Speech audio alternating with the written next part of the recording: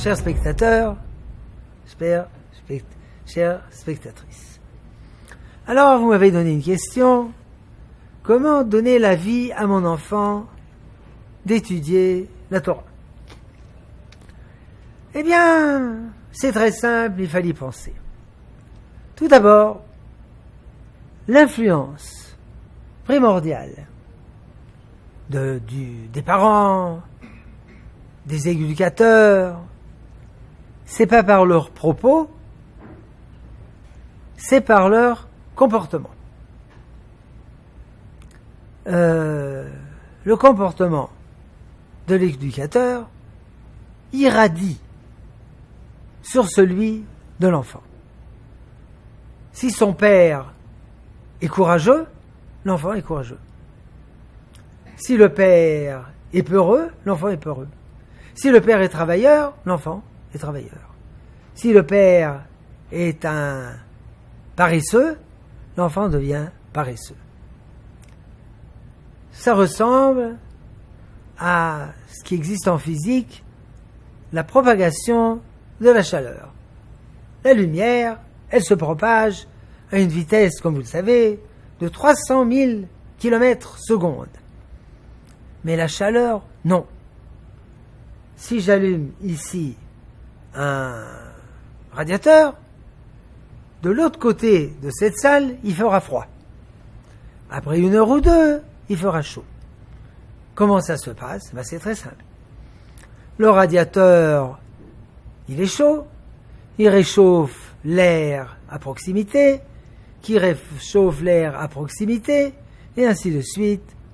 Vous connaissez sûrement la théorie cinétique de la chaleur, conforme à la seconde loi de la thermodynamique.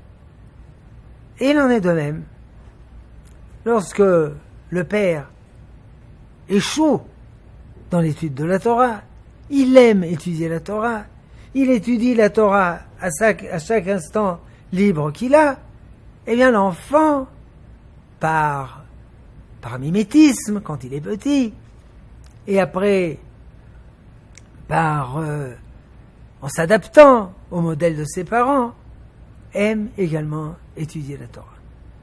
Ça sert à rien de faire la morale à un enfant d'étudier la Torah.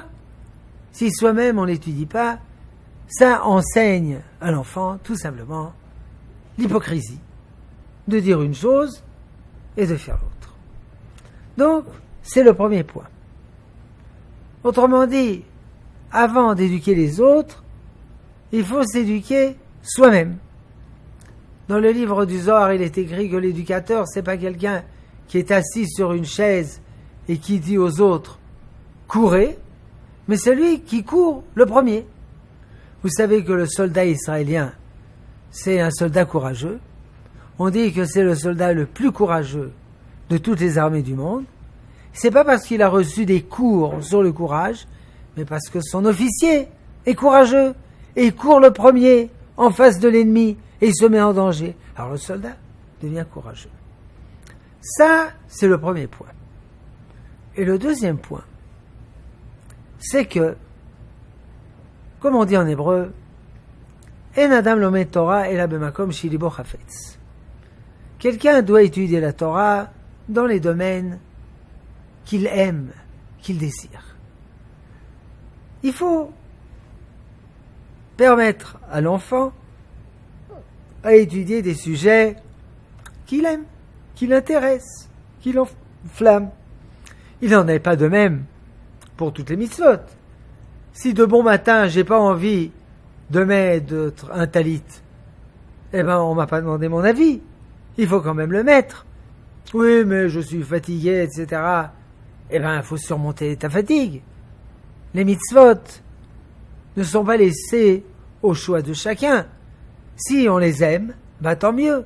Si on les aime pas, eh bien, il faut vaincre son instinct du mal.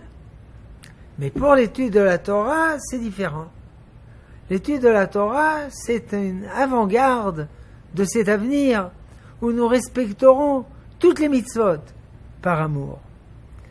Et la Torah, elle est tellement large en sujet que chacun peut trouver le sujet qu'il aime.